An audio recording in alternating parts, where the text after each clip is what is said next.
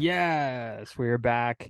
This is episode number 6 of the Shutdown Inning Podcast, and we are here to shut down some hitters. Steven Risotto, Tylor Hall. Tyler, happy Thanksgiving. How was your holiday? Hey, everybody. What's up, Steven? Holiday was good. Got to spend a lot of time with family, and just, have a good evening, just kind of chilling out with with a full plate and a full glass. How about you?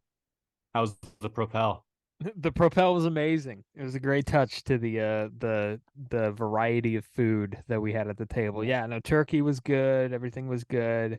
There's some pasta. I mean, the family had mashed potato. I mean, we eat stuffing, just all of that. Now, I didn't eat all of it. You know me, I'm a very picky eater, but it was there. It was on the table. So, um, we used to go kind of all out for Thanksgiving. Now we kind of just we don't have as many people around us for Thanksgiving, but it's still a lot of fun. But the start of the holiday season. So I don't really count Halloween in that, but Thanksgiving is definitely the start, I think.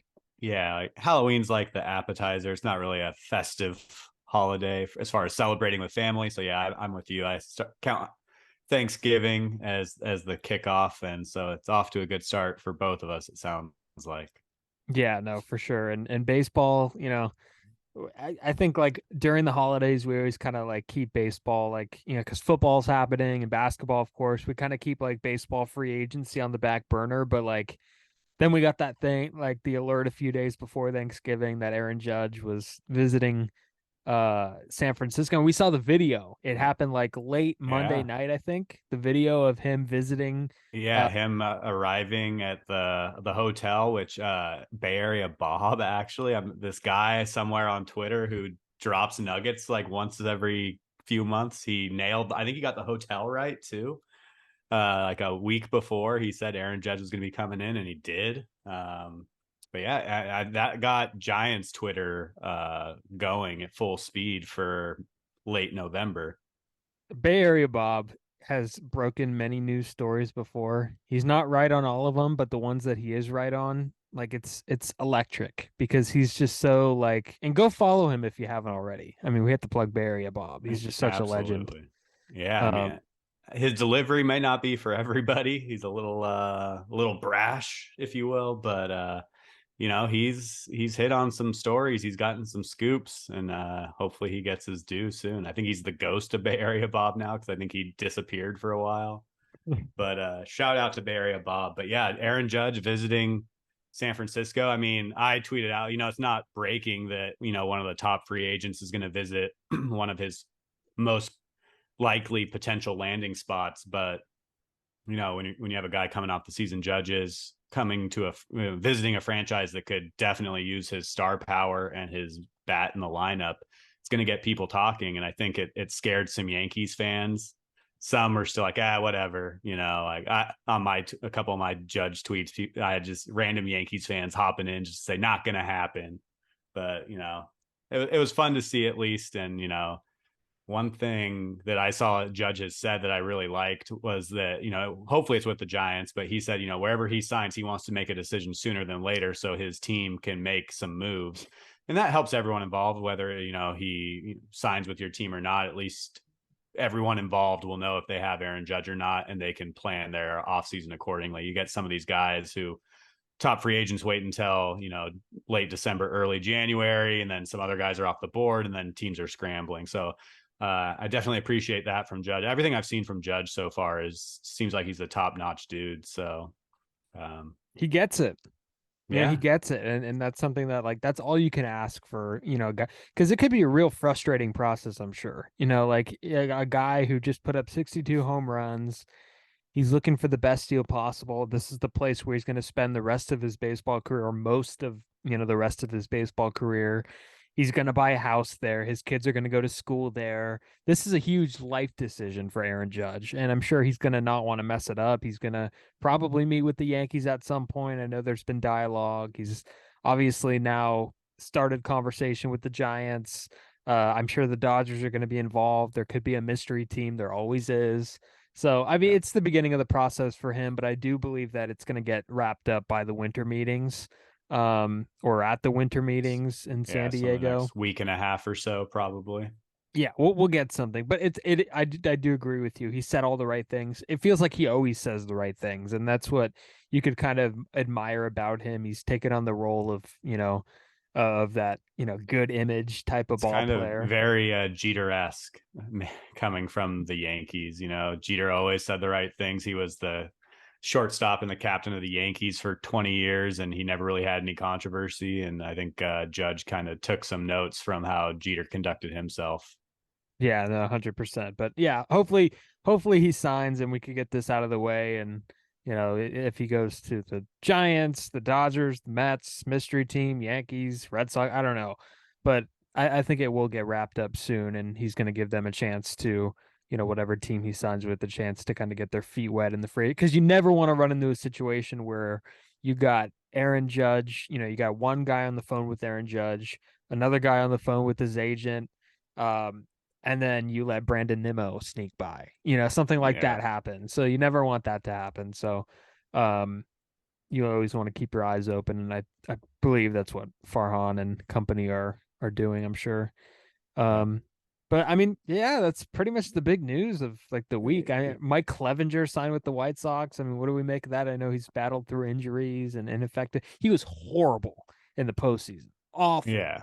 Yeah, I mean, he was really good with the Guardians or the Cleveland franchise when he was Yeah, there. I don't think they were the Guardians quite yet, but so if he can, that's someone who we'll see how he does with the White Sox. I haven't seen the details. Was it a 1 year? I didn't see I the saw that he details either. signed. Yeah, I haven't seen the details, but I'm sure the White Sox got a pretty decent deal. If especially if he can get back to close to his Cleveland days. It's always weird when a guy's first coming back from injuries. You don't know how his arm strength was. Is he going to be fully himself that first, half a season back? So I think, he could be a real sleeper pick for this Mhm. offseason. We've talked about the top three pitchers, all the, every episode. After those three, it kind of drops down. He could easily be like the fourth best pitcher that signed this offseason, just depending on how he bounces back. So, I'm assuming that he didn't cost the White Sox a ton of money. And so, at least in baseball money talk It was one for year, a you and I, little bit he over eight cost a ton of million. money. Yeah, so 1 year, a Oh, little bit over eight. And shout out to Chris that's Corbett. a steal. Yeah, Chris Corbett had him That's on the worth a Giants gamble. Giants Most Wanted Yeah. on our Giants Chatter a series that we had. To go check out Giants Chatter on Facebook. Great group. Shameless plug. So yeah, mid rotation guy.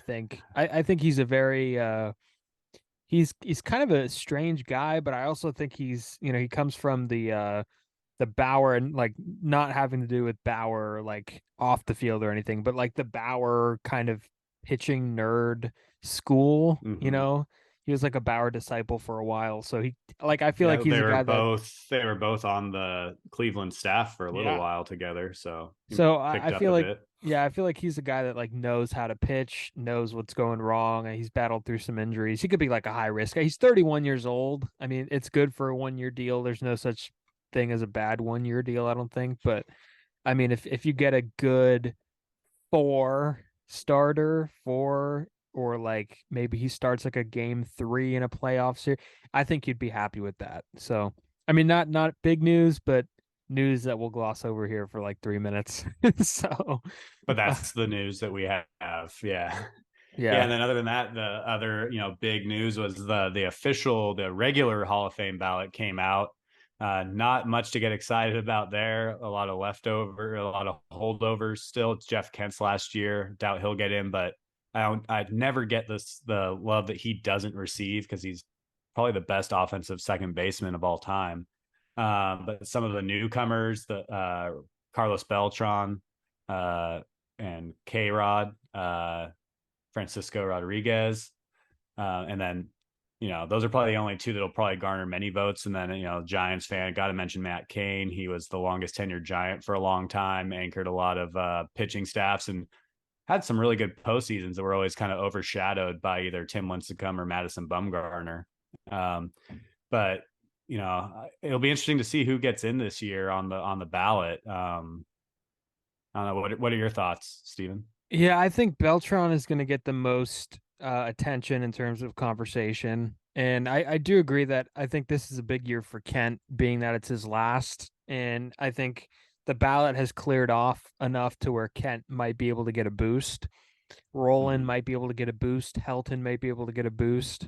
And you mentioned that, Kent is a very comparable. I think he's comparable to Ryan Sandberg. I think he's comparable to Craig Biggio in terms of offensive production.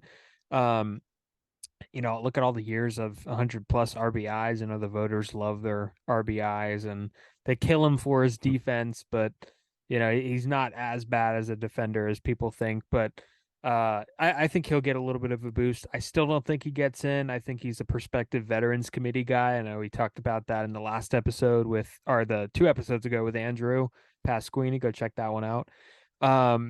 But Beltran, in terms of newcomers, Beltran's the guy to look for because he's got two things about him that are interesting to me. Number one is that he's like, if you look at the baseball reference sheet, you look at the back of the baseball card, like it's very like borderline, right?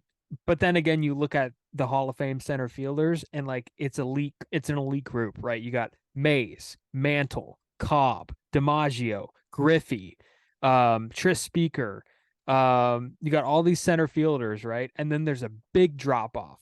And then Carlos Mm-hmm. Beltran is like in that bunch with like it's him, Kenny Lofton, Jim Edmonds, like those guys, right? So there's a big drop off in terms of like the history of center field, and it puts Beltran like in the top like 12 of all time in center field. So it's crazy. Mm-hmm. And then the thing number two that you have is the cheating scandal. Like, what do you think about that? In 2017, he was a part of the team. Do you put any stock into it? Because I don't think I do. I I don't really. I mean, they already penalized whoever they felt like they needed to penalize. It was kind of in the latter part of his career. I think one thing for Beltran that a lot of people overlook, he was a five-tool guy, especially early in his career with the Royals. He was stealing. I just pulled it up because I wanted to make sure I wasn't lying to anybody here. But yeah, he had a couple years where he stole over 40 bags, another handful over 30. I mean, he could do it all on the field, and he could hit it all over the field. He was a guy that when his team was in town, you had to worry about how you're going to pitch to Carlos Beltran. So, Yep, switch hitter too. That's a cool thing.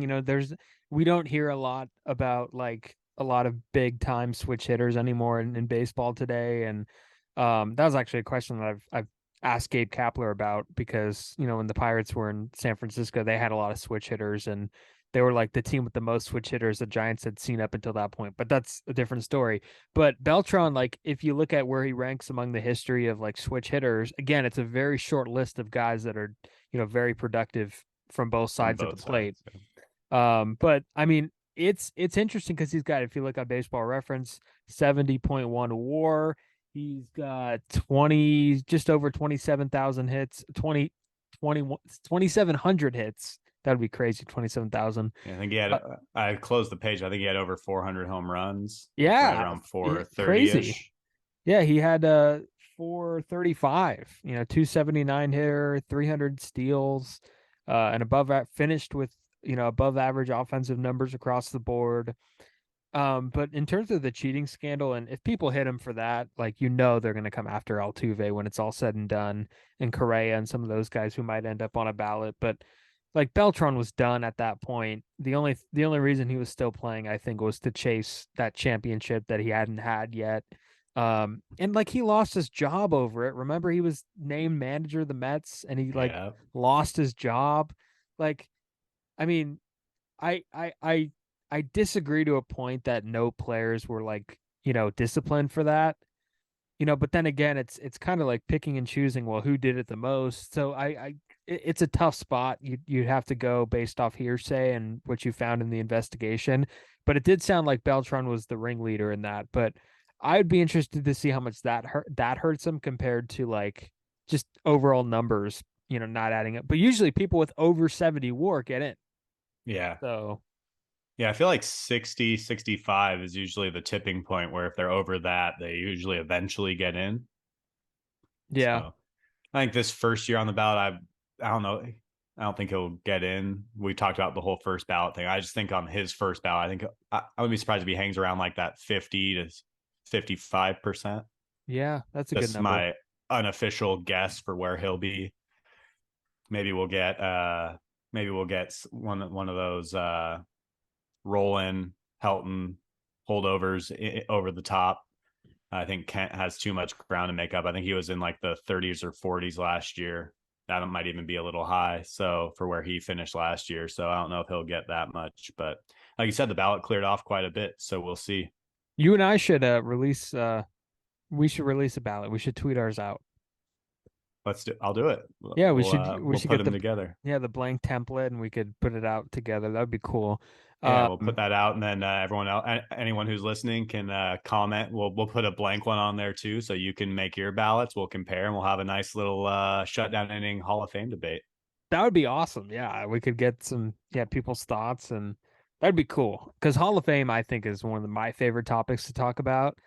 And it's like different for me because we're right now at the people like where the last few years have been the players that I have like seen, but like the tail end Mm-hmm. of. So we're not at the players yet where like I've seen their entire You remember career. their whole career, Yeah, yeah. we're close, but it's not there yet. And Beltron, I 100% remember Beltron, and I 100% remember Matt Cain. But we're not at like the completely my era guys, So we're Yeah. close. But so I'd have to go off the numbers a little bit more and kind of what I'm hearing from other people. So it's difficult, but um and then the other guy that is on there is Francisco Rodriguez, and I think he's like the only other guy, the only other newcomer that maybe has a shot, and like he's got a lot of saves. I understand that. Um, and my fear, because I think Billy Wagner's in, I think his numbers are crazy good. My fear is that he's going to get compared to Billy Wagner quite a bit, and they're going to like kind of share time on the ballot. And if you vote for Wagner, you're going to have to vote for Rodriguez. I don't think it's the same, but like his numbers again, I didn't think that they were as good as they are.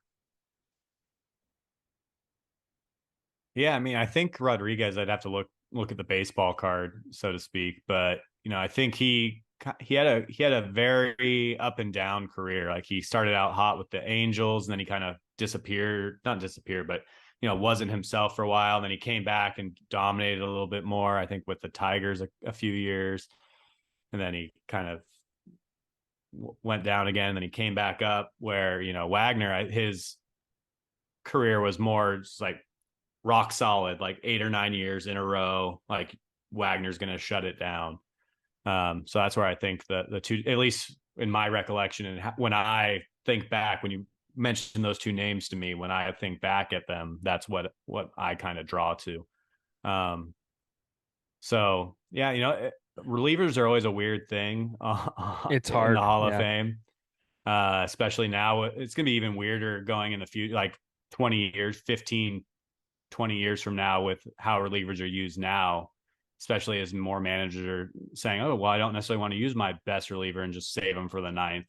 If they have the, 2, 3, 4 hitters up in the eighth, I'm going to throw my top reliever in the eighth. So it'll be interesting to see how this, debate kind of grows as time goes. But, yeah, I'm with you. I think Wagner's in, and Rodriguez is one I'd have to kind of think a little bit more on personally.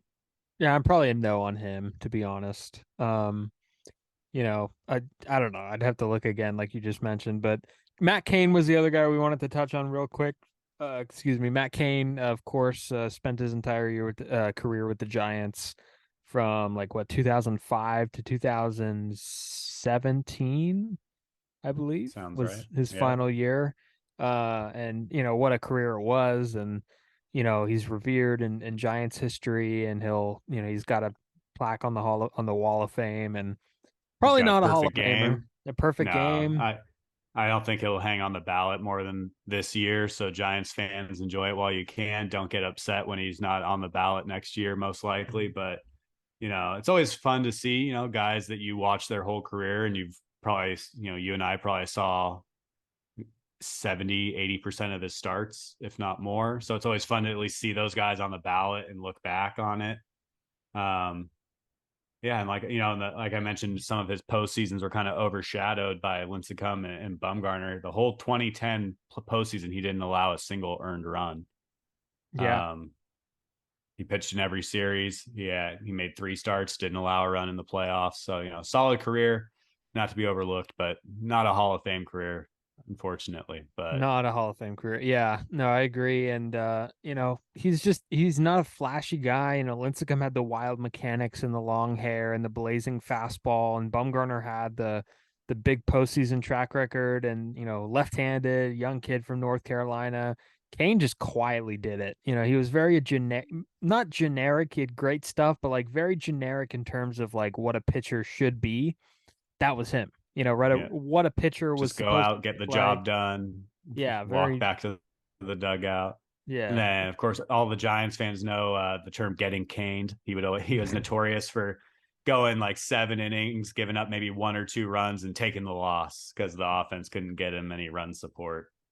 That's why Um, his win and losses are very skewed. So, yeah, but it's just a big accomplishment. Congrats to all those guys who appear on the ballot. Like it's such a small percentage of players that get into the Hall of Fame, and just we forget that it's also a very small percentage of number of players that get even on the ballot. So, I mean, yeah, it's a big accomplishment for all those guys, and I think Kane should be Giants should not honor him because of this. I think that would be too much, but give him some recognition that he was there, and pretty yeah. cool thing for him. And maybe they'll do a graphic for Carlos Beltran too. Who knows?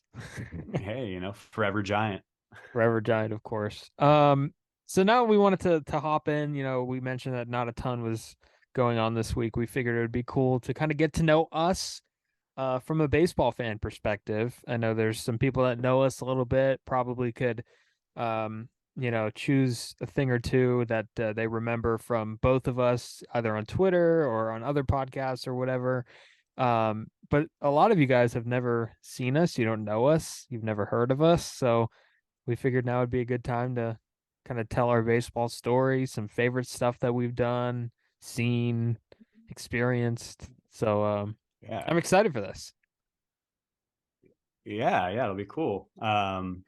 I guess age before beauty. So I'll start off, Steven. So, um, but yeah, I was just growing up as a little kid. My dad always introduced me to all the sports, and baseball was just the one that I always gravitated to. When I was like 4 or 5 years old, he got me this computer game called Tony La Russa Baseball 2, and it had like historic rosters for every team, and you could call any play you wanted. So like when most kids were like just learning how to pick up a baseball, like I knew what a double steal was, and I knew what a suicide squeeze was. And for some reason, just like I always enjoyed going to baseball games more than any other sport.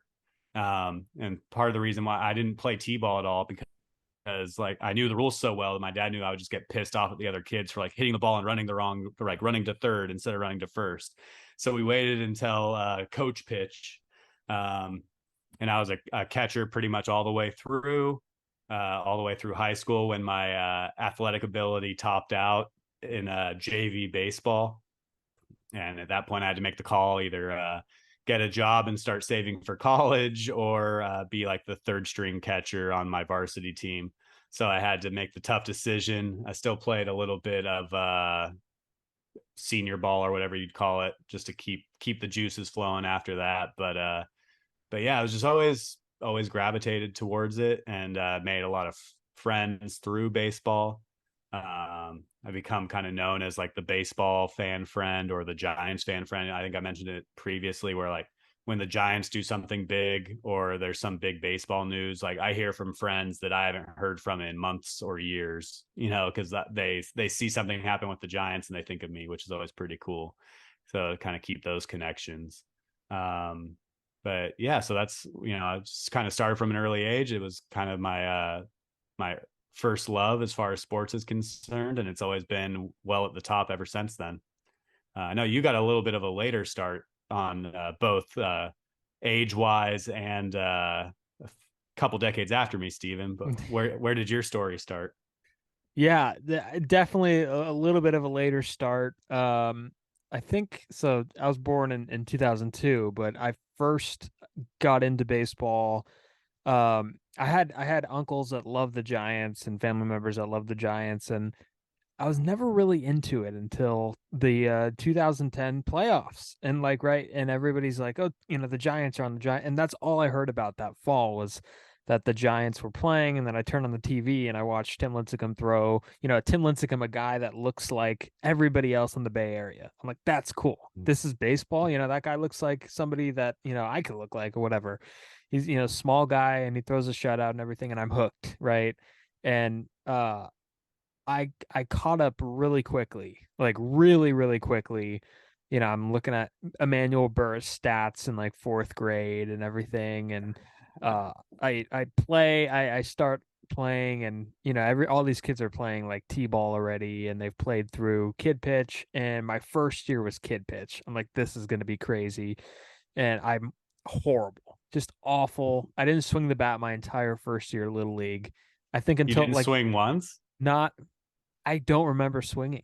I led the team in walks. I led the team in strikeouts. It was like I think because I actually have it Way to somewhere. work the pitch count, Steven. Yeah. Uh yeah, so exactly. But I had the ball somewhere here, but I think because we had a game ball at the end of the year of like a memorable moment, and mine was like apparently I made a catch in right field, which was wild. So I was like that kid in right field, right? And then like I loved it so much that I wanted to keep going back. And like I found myself getting better. I didn't really hit well. I didn't really field well. But then when I got to high school, I realized that I was a pretty good pitcher. And that's kind of where I spent a lot of my time. And they even told me, they're like, you're not gonna, don't even focus really on hitting.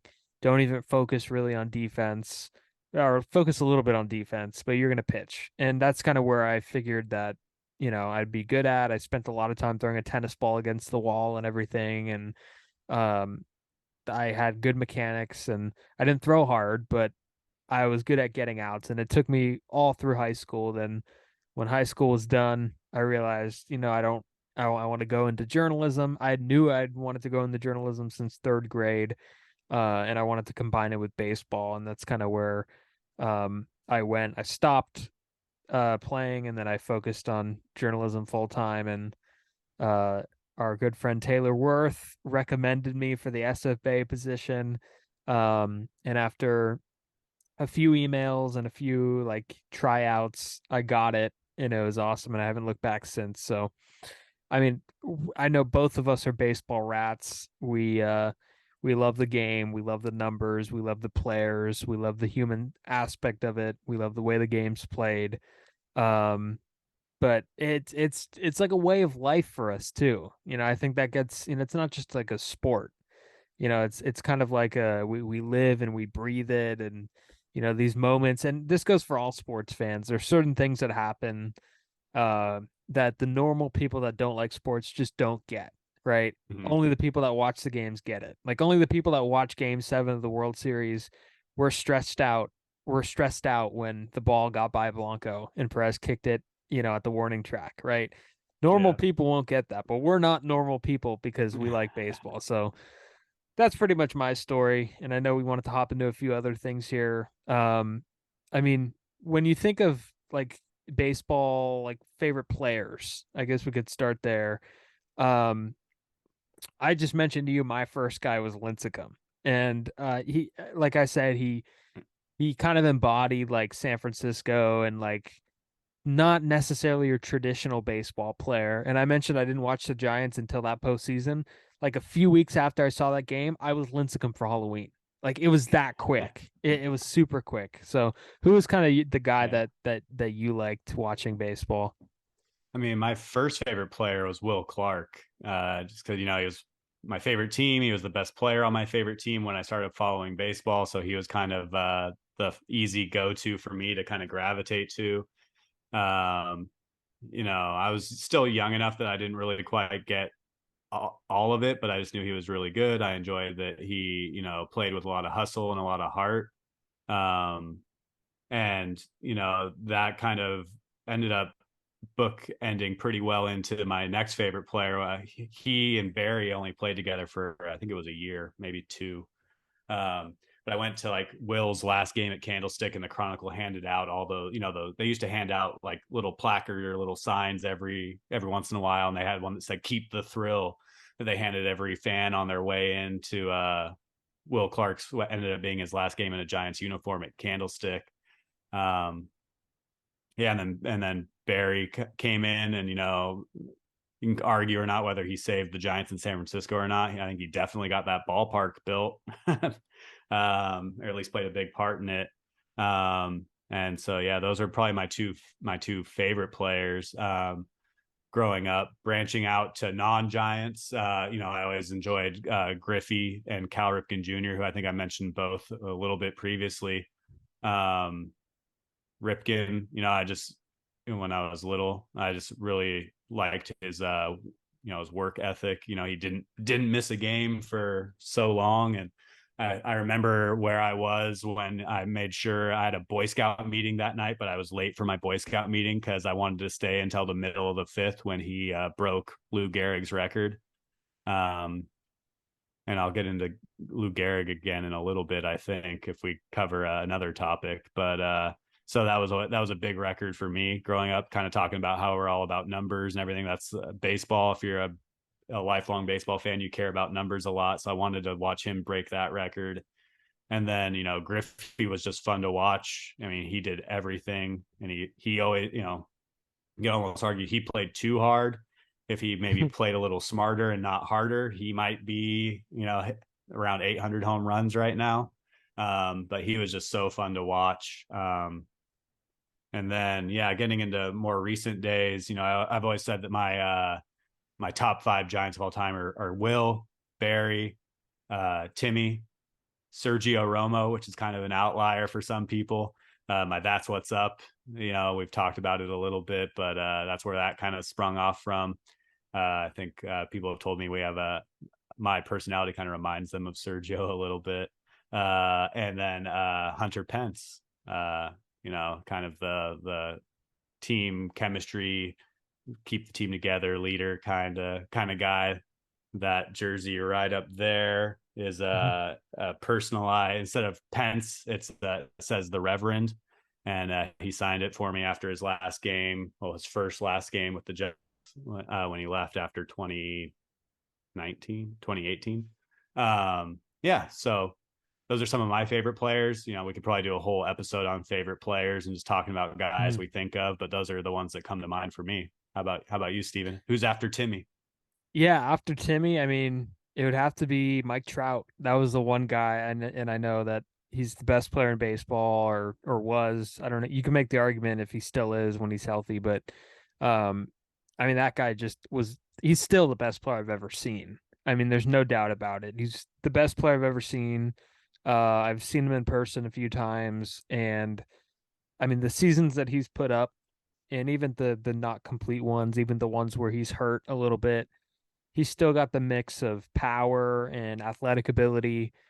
He's unlike anything I've seen. And, I feel like there's other ones. I always liked Albert Pujols, even though I kind of saw him in his declining years. I kind of always understood the legacy that he had. And it was really cool to watch him hit his 700th homer this year. And I've had, 3 jerseys that weren't Giants. So I've had like a Posey and customized jersey of myself.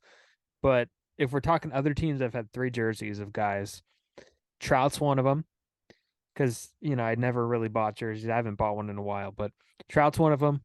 Andrew McCutchen, Pittsburgh Pirates, is another. I love McCutchen. I think he's hilarious. I think he's an awesome guy. He's one of the best social media follows in baseball. Yeah, and he's just a really good player too. Just a fun, athletic player. In his prime and his peak when he won an MVP. And Bryce Harper, who just got to the World Series. I always thought Harper was kind of misunderstood. Nats Harper jersey or Phillies Harper jersey? Nats Harper jersey. And yeah, so Nats. I always thought he was just misunderstood. I think he was in the spotlight way too long, since he was 16, 17 years old. And he's now he seems like a different guy. And he was like the trailblazer for kind of the let the kids play, I guess type of slogan. nobody else was, watching home runs like he was, I guess, in that generation. He's And kind of brought the flair back to baseball for sure. yeah, exactly, 100%. And I like all the international guys that are coming up. I love Otani. I love Vlad Jr. and Soto, I think is awesome, and a lot of those players. But I also really like old time baseball players too, because I'm like a big baseball history junkie, and I love reading about Clemente, Roberto Clemente, and Willie Hmm. Mays, and Jeter. I always like Jeter. I got a picture of him behind me, and um, the Leo DeRocher was someone that I was always intrigued by. I know a lot of people weren't expecting that answer. Um, you know, but so many legends of the game that I've read about, and I've enjoyed. DiMaggio, of course, is kind of an Italian baseball icon. So again, we could go on Yeah. and on about this, but so many players that kind of come to my mind. Yeah. I mean, kind of tying generations together. I think people comparing Trout as like the modern day Mickey Mantle is a pretty Mhm. good comp. I've heard that before, and it makes a lot of sense to me. That's a Yeah, good one.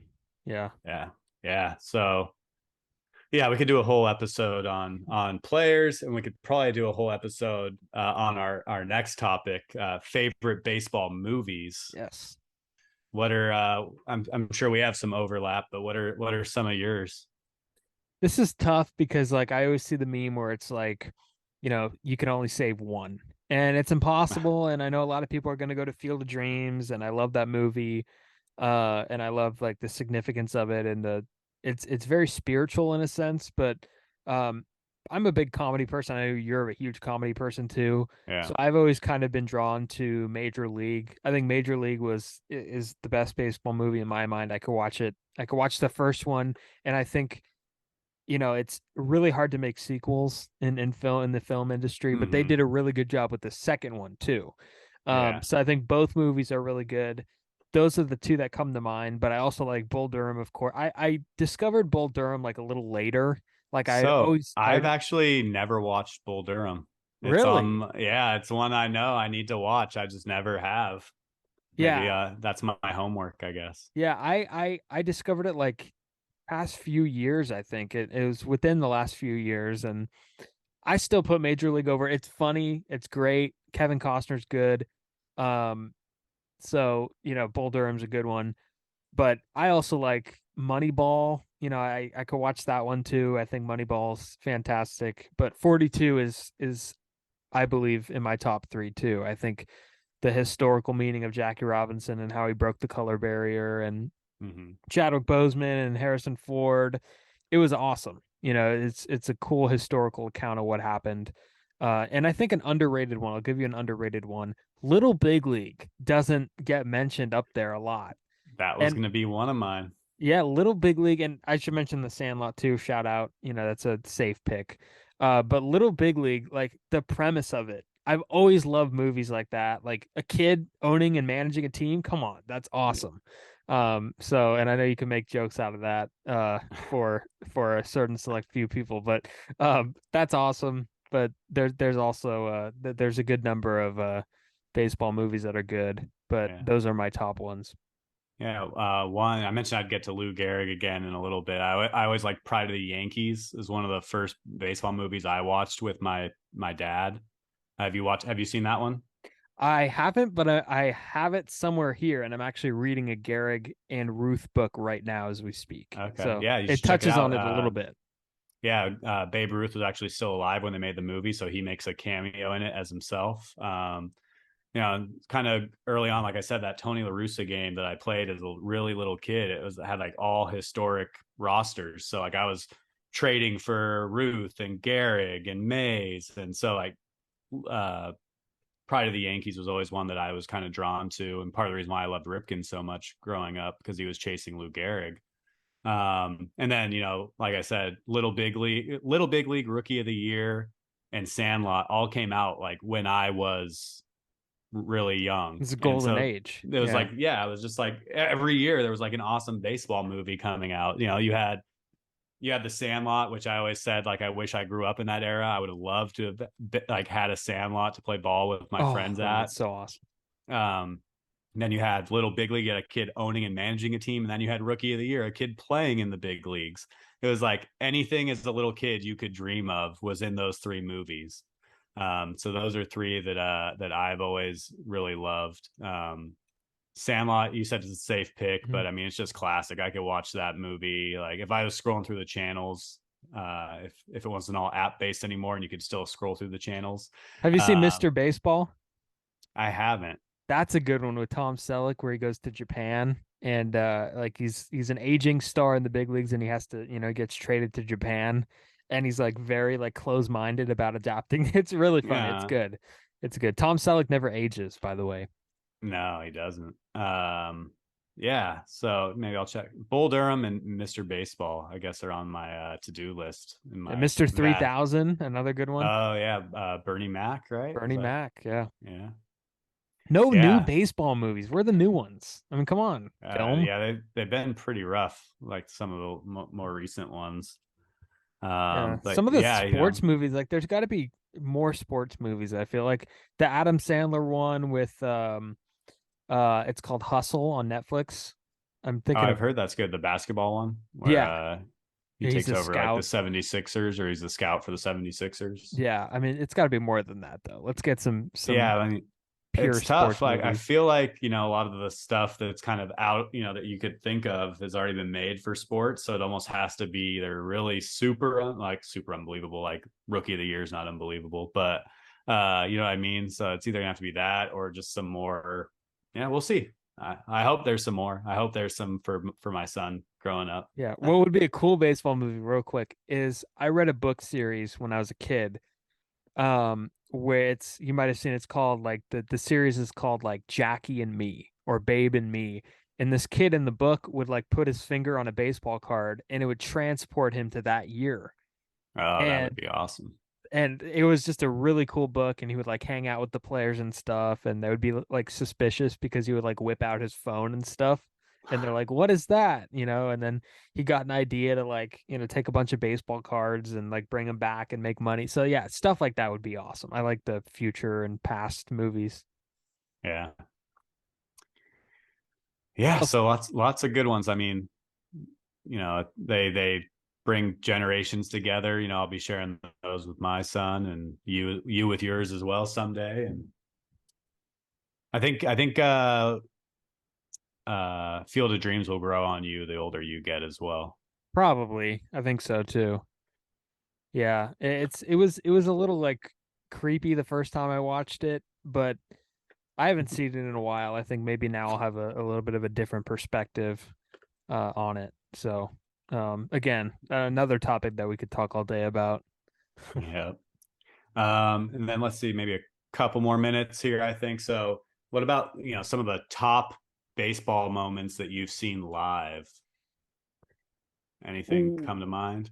I saw Or maybe Lincecum's. not live. Maybe you watched them Okay, live yeah. if you Well, weren't necessarily at the ballpark. I've seen some cool moments within the last few years. Some like record breaking. I think I was there when the Giants set the franchise record for wins. And then when they got 107 that last game in the 2021 season, those are some of the live moments. I've seen a cool. I'm trying to think of like pre press box cool live moments. This past year I saw Jock Peterson's 3-homer day. That was crazy. Um, I've seen a few walk-off homers. Um, but Lincecum's second no-hitter is the one that comes to mind live.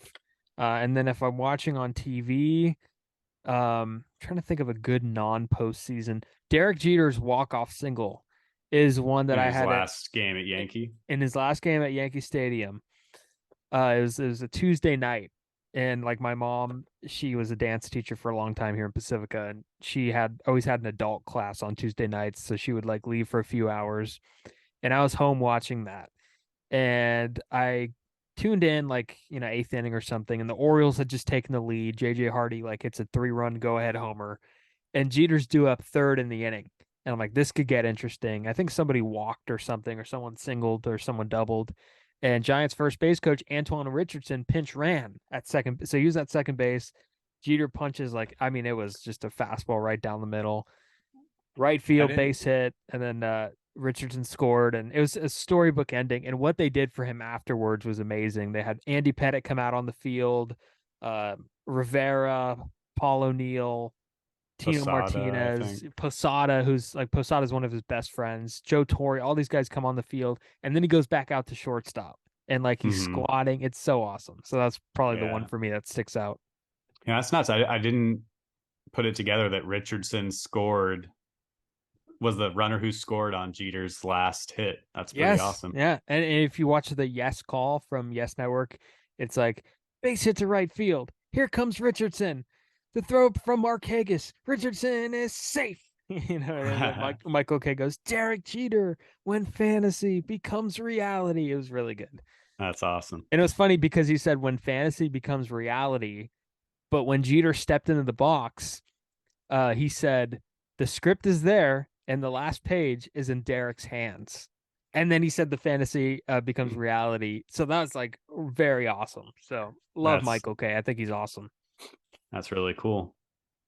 What about you? Well, as I mentioned, I was a big Barry Bonds fan. I'll defend him as long as I can. 756. I was at the ballpark for 756. Ah, It just happened to be at the beginning of the year because I was still up here in Sacramento. Dad and I would buy us, they do the 6-pack, so it's like a game a month. So we do that, and then we'd like buy another couple random games throughout the year. It just happened to be that the game that he hit 756 was the last game of our 6-pack for that year, and so I was sitting in the left center field bleachers. I had so my ticket was $6 when people were paying hundreds of times that just to get in. And I remember just like when he hit it, and then it was just a celebration. Like I think they ended up losing the game. I don't even remember because it was just like everyone was just ecstatic from there on out. is that the loudest you've ever heard the ballpark? Yeah, for sure.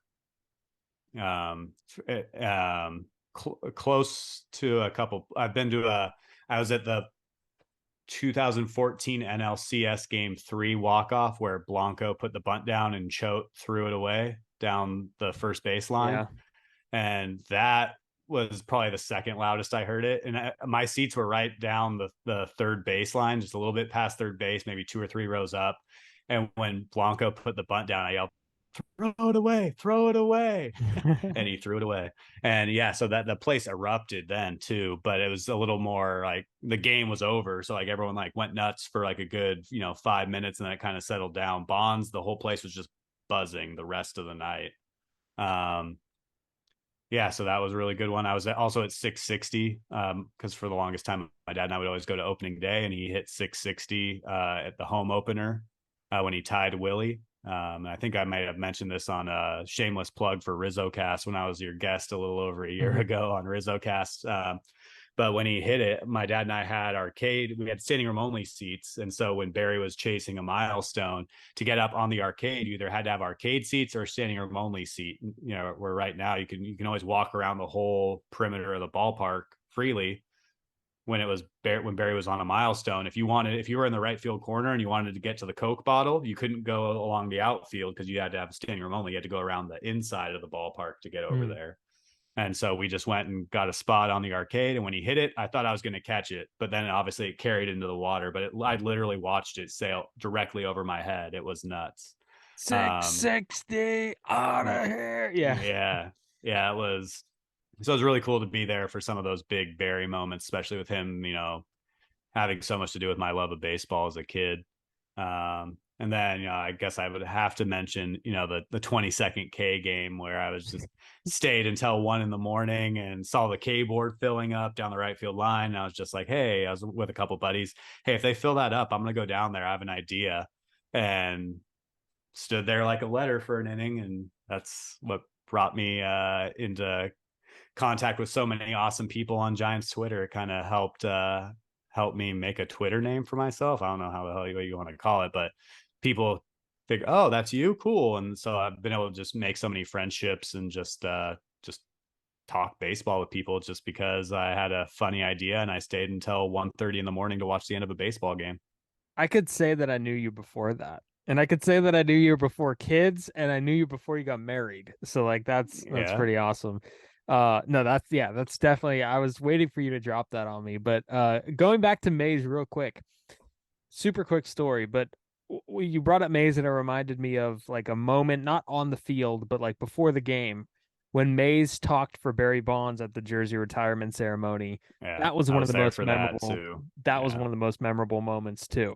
So many unbelievable players in one place. I want to say that was the last time Willie McCovey was at at the the ballpark. ballpark on the field. So that was cool. Um, and I remember the exact because I can't find the video anywhere. So when I saw it on the end of the Say Hey Willie Mays documentary, that was the first time Hmm. I saw it in a while. But I had remembered the words of what he said.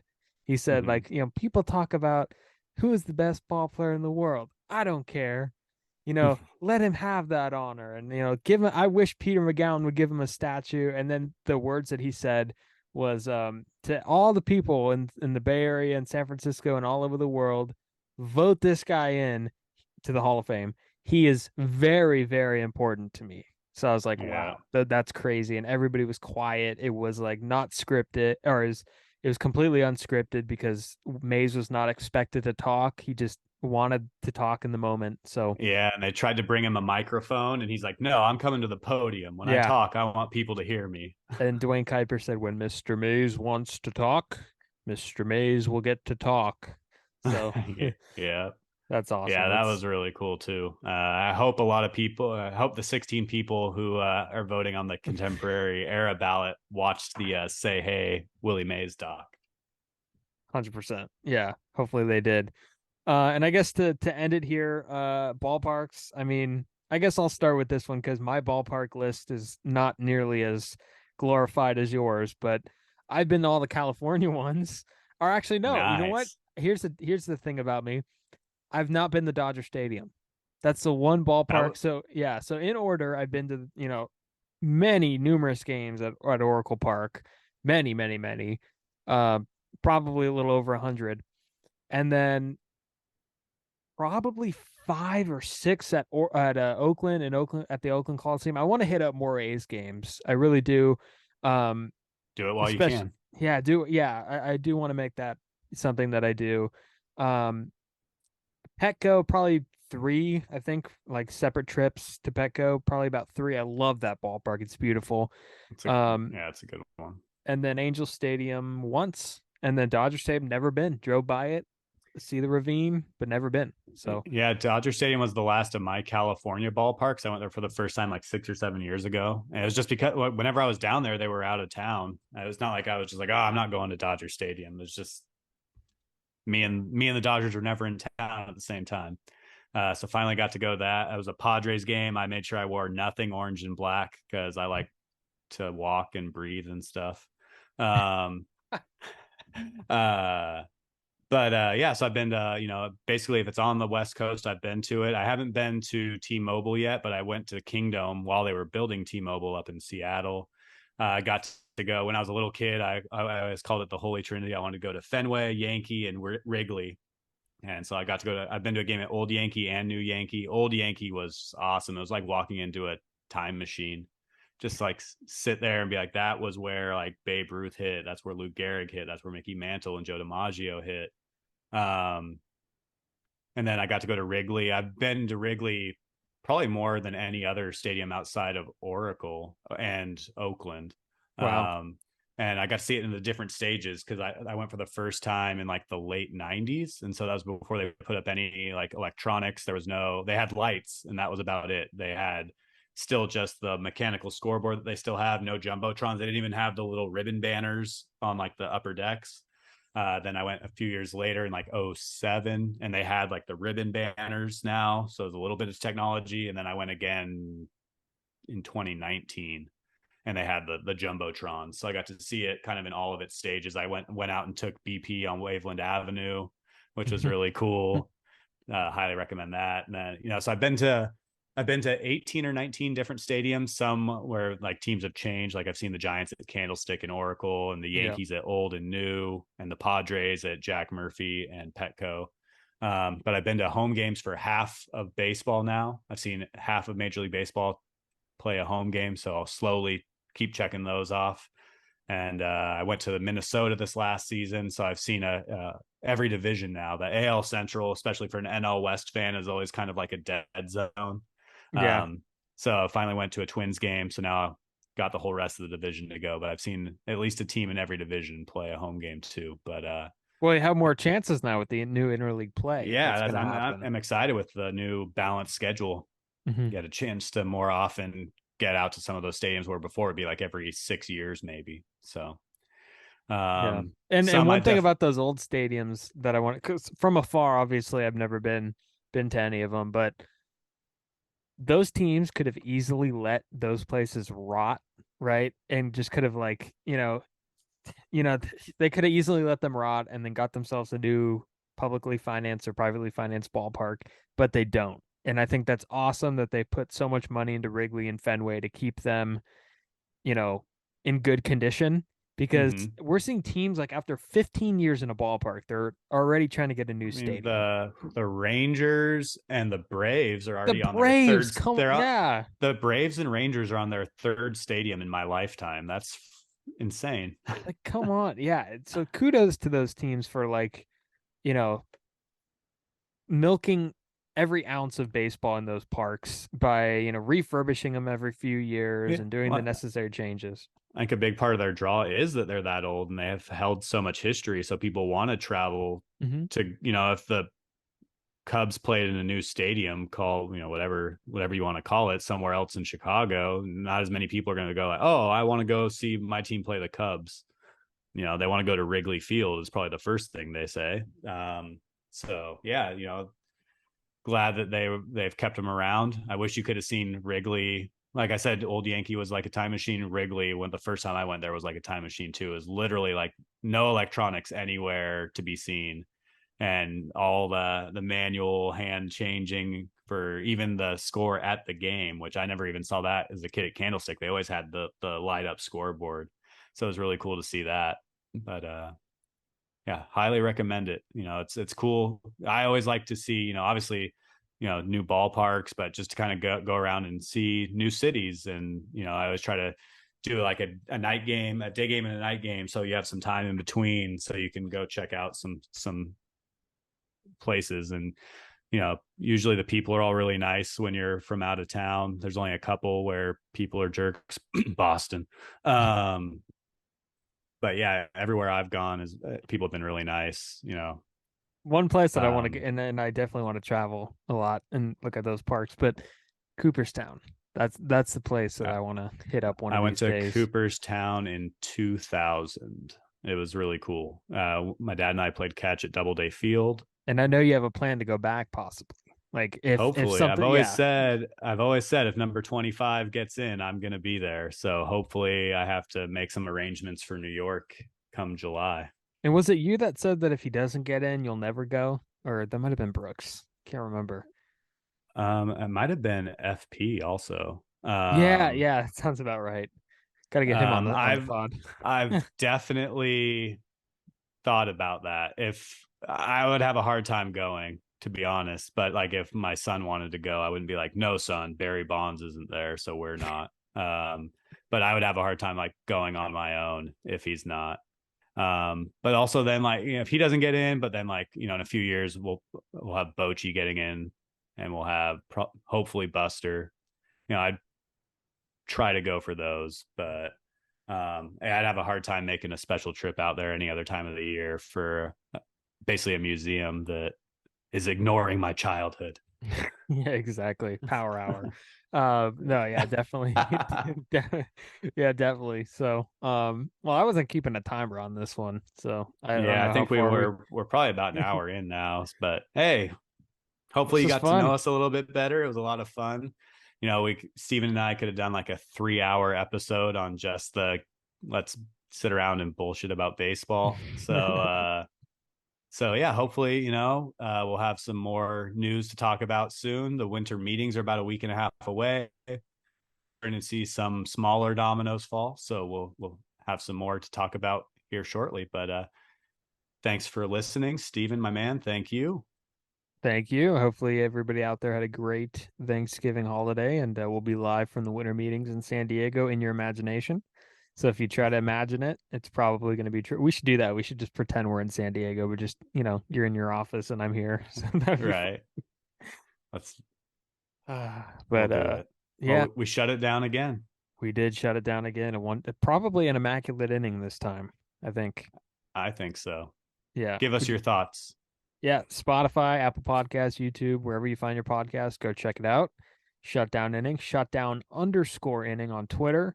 Go give us a follow. And it's there where you'll find our personal handles as well. So thank you guys for listening.